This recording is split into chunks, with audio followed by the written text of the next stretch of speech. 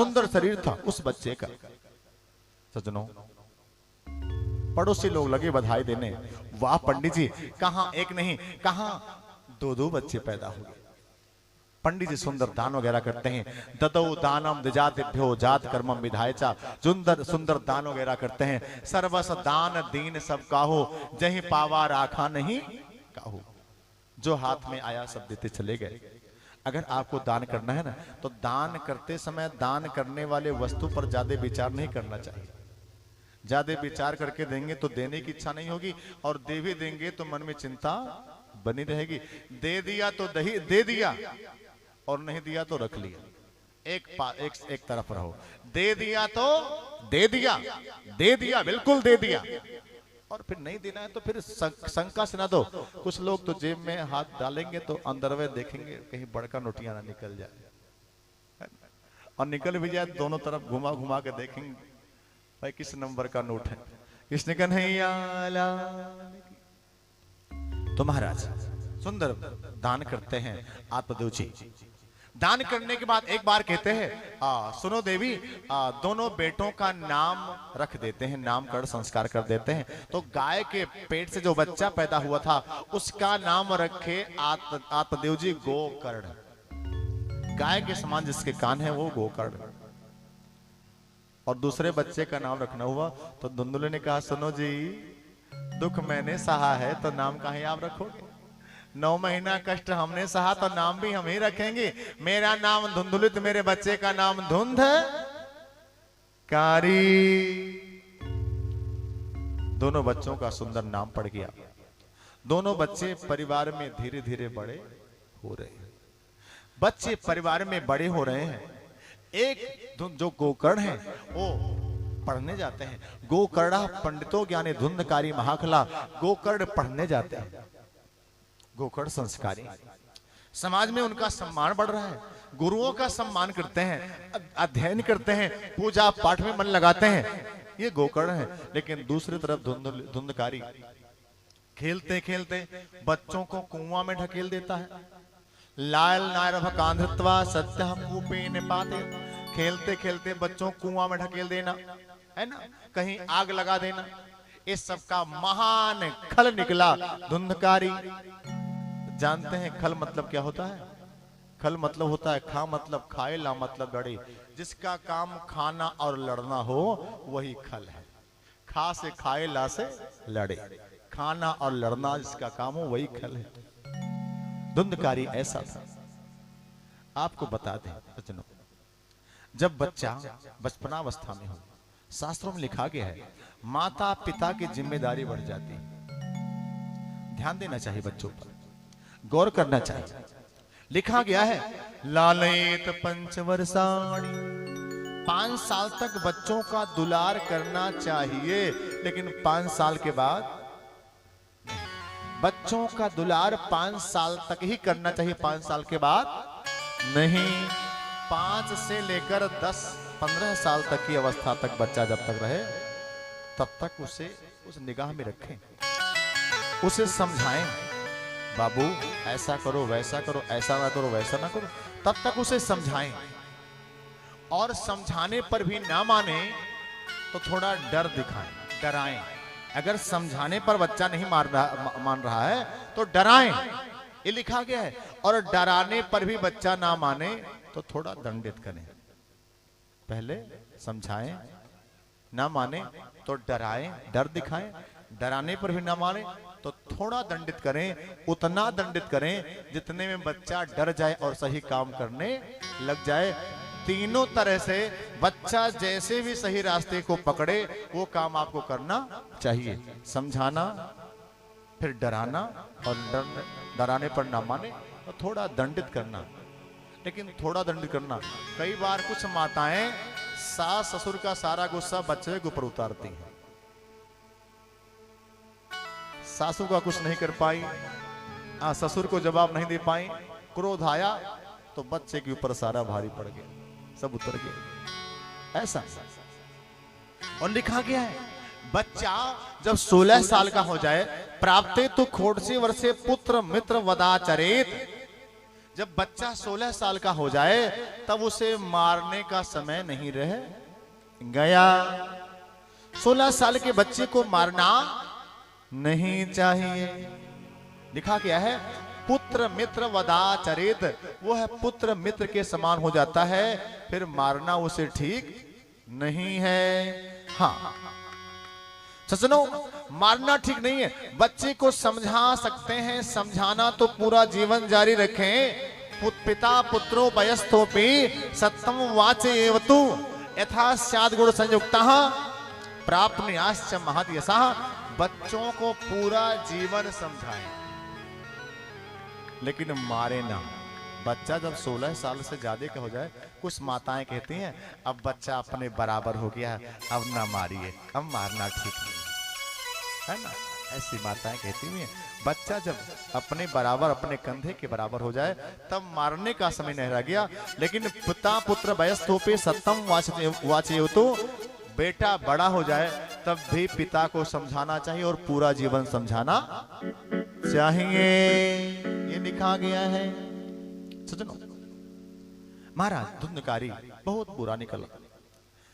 गोकर्ण आत्मदेव जी, बेटा नहीं था तो रो रहे थे और आज बेटा है तब भी रो रहे हैं। एक बात ये भी आपको बता दे रहे हैं, अगर आपके भाग्य में दुख है, अगर आपके भाग्य में दुख है तो वो दुख मिलेगा। बेटा होकर भी आपके दुख को छीन नहीं पाएगा। और अगर कोई ये माने कि बेटा पैदा होता है तो सुख ही मिलता है, नहीं, बेटा पैदा होता है तो दुख भी मिलता है। वो दुखी भी करता है, दुख भी देता है। सज्जनों, अगर बेटा नहीं है 2-4 साल चिंता रहेगी, अगर बेटा पैदा हो के नालायक हो गया तो पूरी जीवन चिंता रहेगी। वही चिंता आज आत्मदेव जी को है। समझाते हैं, बेटा जो मेरा घर मंदिर के समान महक रहा था, आज उसी घर के किसी कोने में लैला मजनू की शीशी पड़ी मिल जाती है, किसी कोने में मुर्गे की टांग मिल जाती। बेटा तू क्या कर रहा है, मेरे मंदिर जैसे घर को तूने बर्बाद कर दिया, स्मशान घाट बना दिया। महाराज आत्मदेव जी अपने बेटे को समझा रहे, लेकिन धुंधकारी मानने को तैयार नहीं। वो शराब, गांजा, भांग सब लगा खाने पीने। शास्त्र में लिखा गया है, अगर आप शराब पीते हो ना तो शराब को आप नहीं पीते हो, ऐसा मानो शराब आपको पीता है। सिगरेट को आप नहीं जलाते हैं, सिगरेट आपको जलाता है ना, है ना। सज्जनों, भोगा न भुक्ता वयमेव भुक्तम तप्तस न तप्ता वयमेव तप्तम। हम भोग को नहीं भोगते, भोग हमको भोगता है।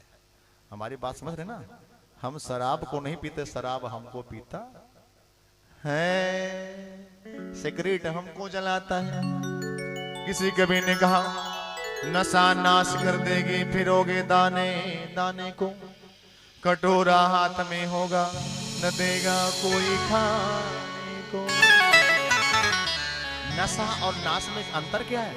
नशा और नाश में दोनों में वही अक्षर है, मात्रा भी वही है। नशा और नाश में अक्षर भी वही, मात्रा भी वही।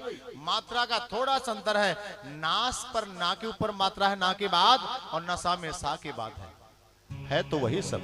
तो नशा का फल नाश ही होता है।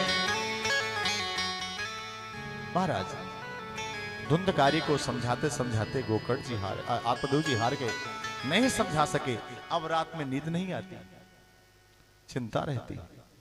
एक बार गोकर्ण जी गए अपने पिताजी के पास। पिताजी चिंता मत कीजिए, चिंता मत कीजिए, कोई किसी का है नहीं। को देहो भौतिको चात्मा को चात्मा प्रकृति परा कस्य के पति पुत्र आद्या मोह ये वही कारणम। ये दुनिया सिर्फ एक मोह के बंधन में बंधा है, बाकी कोई किसी का है नहीं। आप कभी ये आप लोग पिक्चर देखते हैं, फिल्म देखते हैं ना, जब तक पर्दे के बाहर वो हीरो हीरोइन है रंग मंच पर, तब तक एक दूसरे की पति पत्नी है। रंग मंच खत्म तो ना उनकी पत्नी ना उनके पति। ये दुनिया ऐसे ही है, मोह के बंधन खत्म तो रिश्ते खत्म। महाराज एक कहानी आपको बता दिया, ये सब स्वार्थ का बंधन है। एक बार एक बच्चा संत के आश्रम में रहा करता था। वह बच्चा अपने घर आना चाहा तो संत ने कहा जाओ। लेकिन एक बार मरने का नाटक करना। उसे संत ने प्राणायाम की विद्या सिखा दी थी, और प्राणायाम जब मजबूत हो जाता है तो व्यक्ति प्राणायाम के माध्यम से अपने श्वास को रोक सकता है। संत ने कहा तुम अपने श्वास को रोकना, और ऐसा लगे परिवार में कि तुम मर गए हो, मैं जब कहूंगा तब उठना, एक काम ये कर लेना बस, बाकी तुम जाओ शादी करो। वो लड़का आया, शादी किया। एक दिन उसे संत की बात याद आई तो वो पेट दर्द करने का बहाना किया, और पेट दर्द करने के बहाने वो श्वास को खींच लिया प्राणायाम विधि से।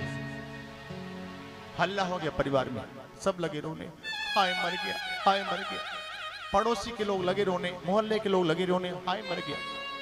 संत का आश्रम थोड़ी दूर पर था, वो भी दौड़े दौड़े आए और सबके बीच बोले सुनो सुनो सुनो सुनो, हम तुम्हारे बेटे को जिंदा कर सकते हैं, हमारे पास ऐसी चूरन चटनी है कि खिलाया तो जिंदा हुआ। लेकिन एक शर्त है इसके पीछे, एक शर्त है। लोगों ने कहा क्या? संत ने कहा इसके बदले कोई एक मरे, अगर एक मरने को तैयार हो तो वो जैसे मरा वैसे इसको मैंने जिंदा किया, जैसे कोई मरा वैसे मैंने जिंदा किया। अब जो रो रहे थे ना, सब लगे अपना आंसू पूछने, कहीं हम ही के ना कह दें मरने के लिए। पत्नी से संत ने कहा आपके पति हैं, आप ही इनके नाम पर मर जाओ। अरे महाराज अभी मेरी अवस्था ज्यादा नहीं हुई है, हमारी दूसरी शादी हो जाएगी। हाँ इनके लिए काहे मरने जाए, दूसरी शादी कर लेंगे। पत्नी ने ऐसा जवाब दिया। माँ के पास गए संत जी, माँ आपने पैदा किया है, दुख सहा है, आप ही मर जाओ अपने बेटे के नाम पर। माँ ने कहा महाराज केवल एक बच्चा हमारे पास नहीं है, तमाम सारे बेटे हैं, है ना। एक मर गया तो मर गया, दूसरे बेटों का मुख देख के मैं जिंदा रह लूंगी, क्यों मरने जाऊं। पिता के पास संत जी गए, महाराज आपने पढ़ाया लिखाया, खूब खर्चा किया, तो आपकी उम्र भी थोड़ी रह गई है, आप मर जाओ तो बेटे की लंबी आयु बच जाएगी और आपकी छोटी आयु जाएगी।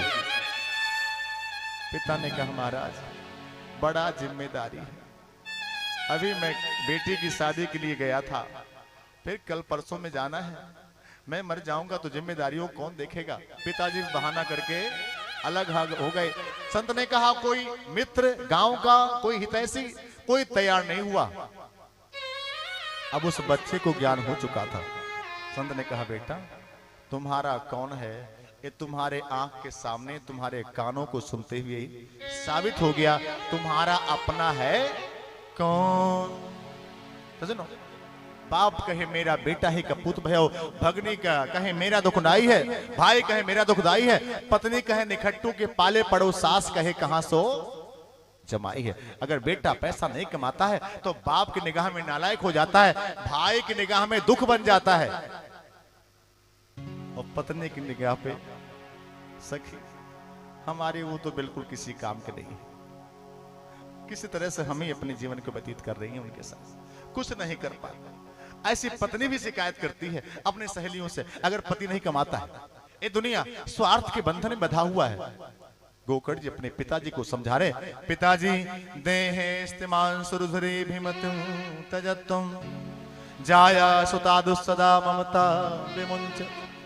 ये अपना शरीर जिसको मैंने जीवन भर खिलाया, जीवन भर सुख दिया, तरह तरह का सुविधा दिया, जिस शरीर को अंत में ये शरीर खुद अपनी नहीं होती है। ये शरीर खुद वृद्धावस्था में एक भार बन जाती है, एक बोझ बन जाती है। ये शरीर खुद दुनिया में अपना कौन हो सकता है। पिताजी विचार करें, अगर ये दुनिया अपनी है तो मरने के बाद कहां चली जाती है। विचार कीजिए, अगर ये दुनिया अपनी है तो पैदा होने के पहले कहां थी। ये दुनिया अपनी है तो सोने के बाद कहां चली जाती है, उठने के पहले दुनिया कहां रहती है। ये विचार करेंगे, काफी दिन तक इस पर विचार करेंगे, साधना करेंगे, तो आपकी आत्मा आपको आवाज देगी, है ना। चल रे हंसा अमर लोक में, यहां ना कोई तेरा रे, जग वालों का हुआ अंधेरा, अपना हुआ सवेरा रे। आपकी आत्मा खुद आपको जवाब देगी।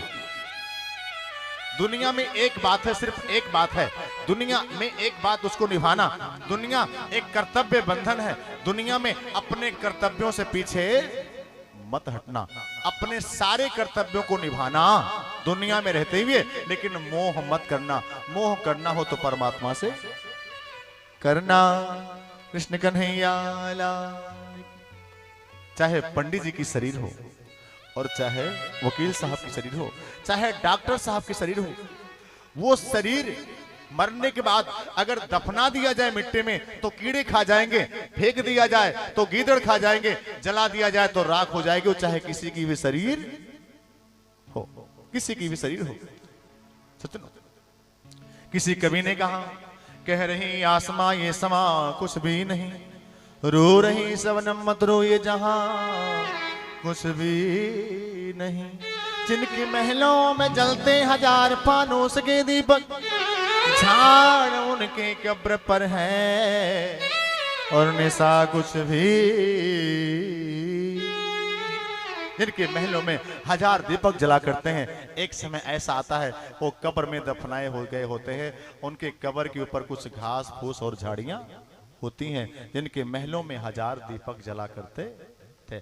ऐसा दिव्य उपदेश महाराज किए गोकर्ण जी कि आत्मदेव जी को वैराग्य छा गया, सारा मोह खत्म हो गया। रात में ही आत्मदेव जी जंगल को चले गए। आइए इसी पर एक भजन कर देते हैं, उसके बाद हम आरती कर देंगे। सचनो कि छोड़ कर संसार जब तू जाएगा, कोई न साथी तेरा साथ निभाएगा। छोड़ कर संसार जब तू जाएगा, कोई न साथी तेरा साथ निभाएगा।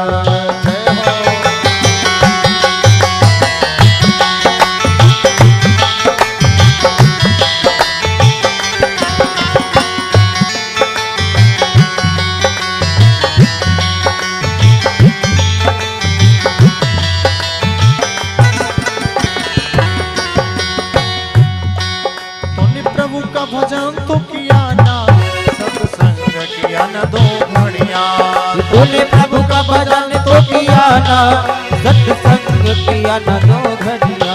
तूने प्रभु का भजन तो किया ना, सत्संग किया ना दो घड़िया।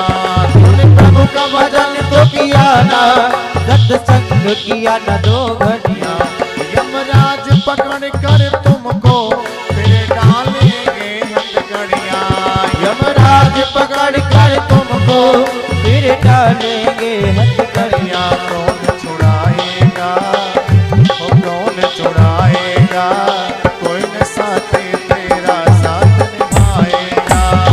छोड़कर संसार जब तू जाएगा, कोई न साथी तेरा साथ निभाएगा।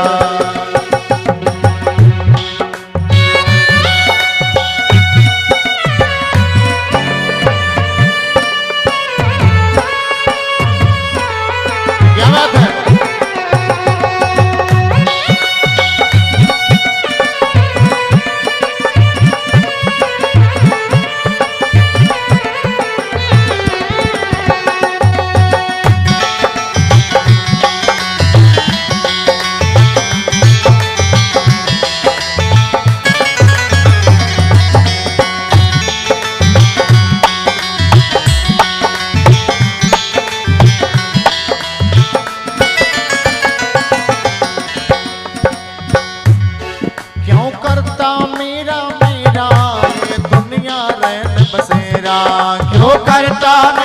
मेरा ये दुनिया रैन बसेरा। क्यों करता मेरा मेरा ये दुनिया रैन बसेरा। ओ क्यों करता मेरा मेरा ये दुनिया रैन बसेरा। यहाँ कोई न रहने वाला ये 4 दिनों का डेरा। यहाँ कोई न रहने वाला ये 4 दिनों का डेरा। हंस उड़ जाएगा, हंस उड़ जाएगा, कोई न साथी तेरा साथ निभाएगा। छोड़कर संसार जब तू जाएगा, कोई न साथी तेरा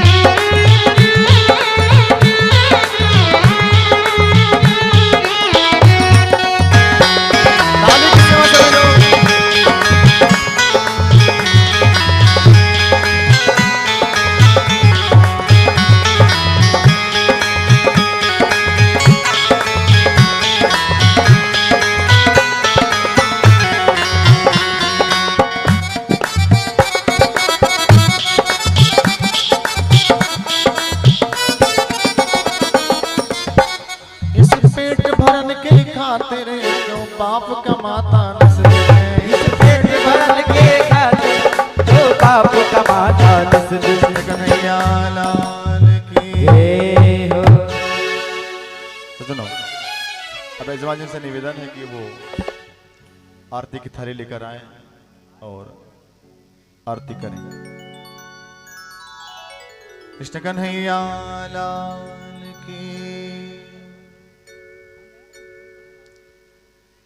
तब तक हमारे आर्गन प्लेयर कुछ गाना सुनाए।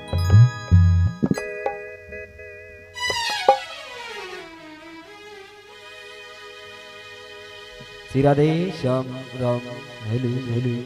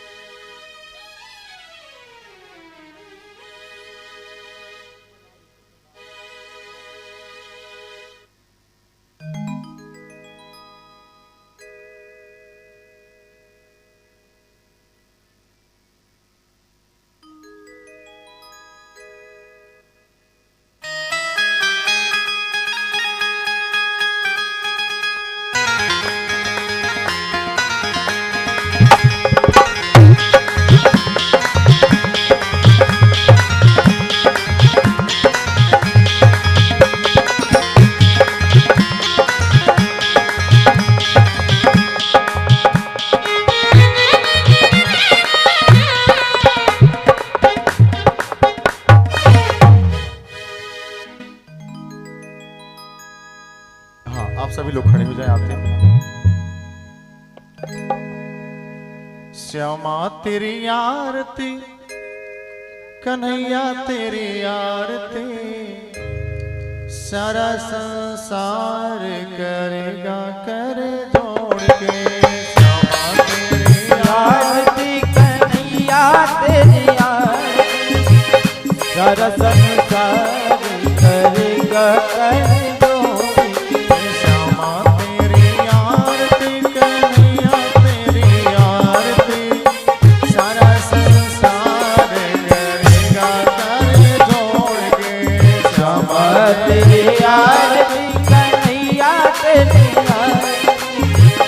सारा संसार करेगा कर जय हो।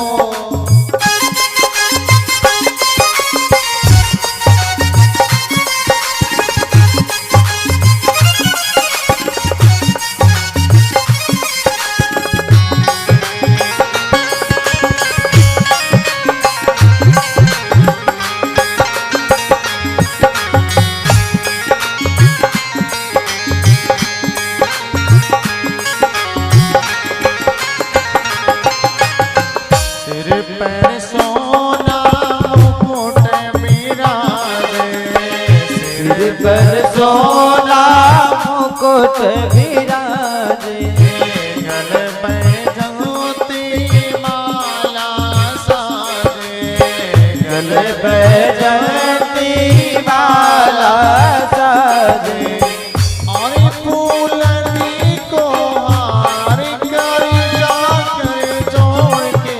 श्यामा तेरी आरती, कन्हैया तेरी आरती, सारा संसार करेगा कर जोड़ के। श्यामा तेरी आरती कन्हैया तेरी आरती, सारा संसार करेगा कर जोड़ के।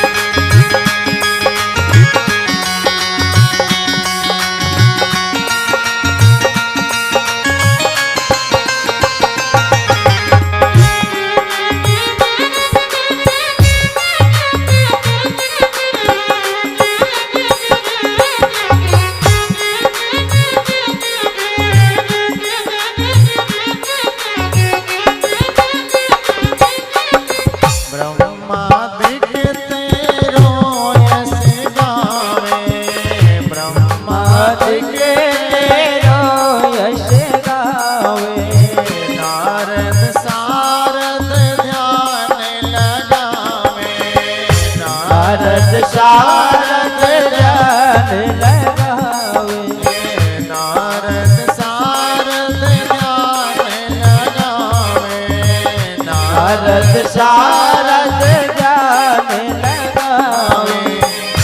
और करे जयकार करेगा कर जोड़ के श्यामा तेरी आरती कन्हैया तेरी आरती सारा संसार करेगा कर जोड़ के श्यामा तेरे आरती कन्हैया तेरी आरती सारा संसार करेगा कर जोड़ के।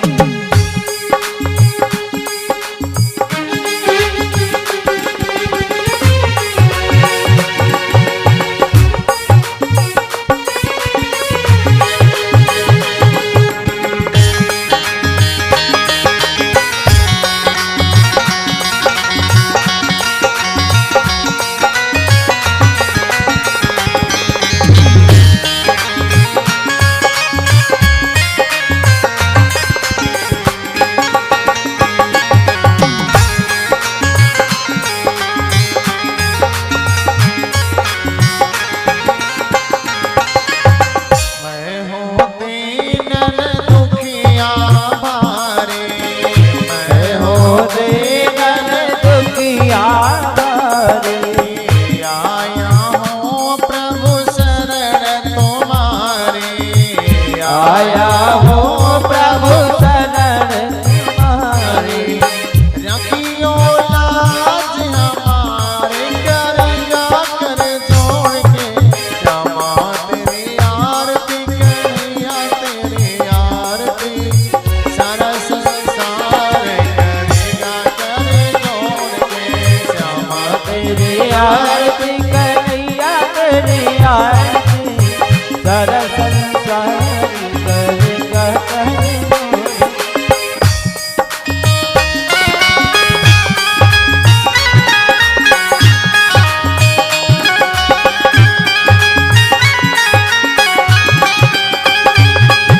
हरि बोल।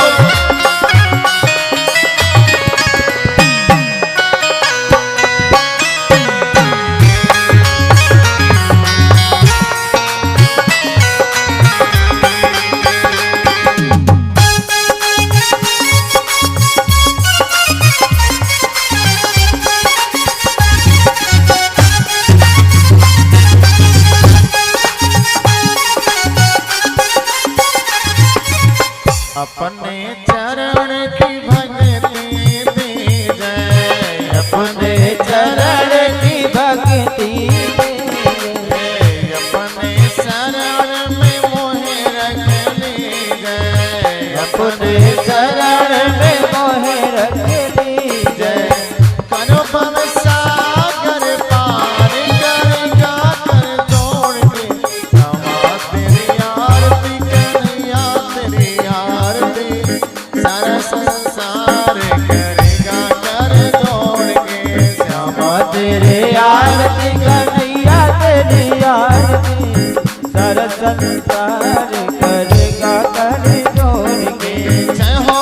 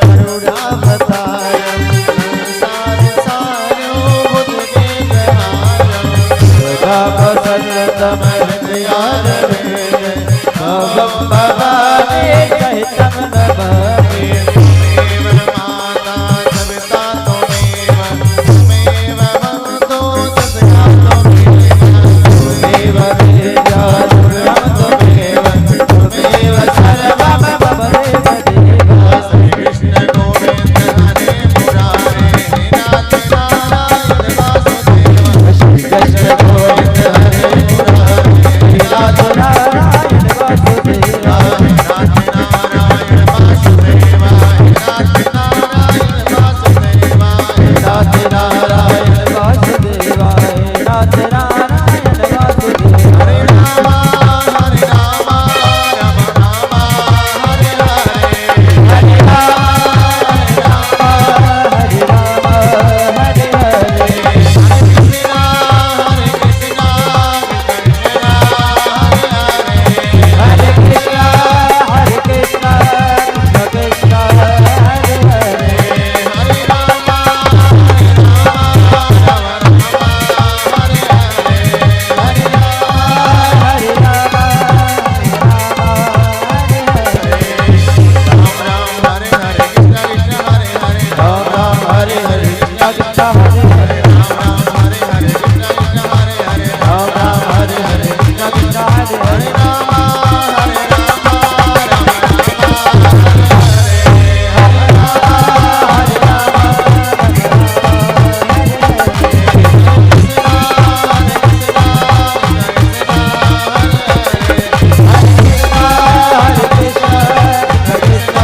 हरे कृष्ण कृष्ण हरे हरे हरे राम हरे राम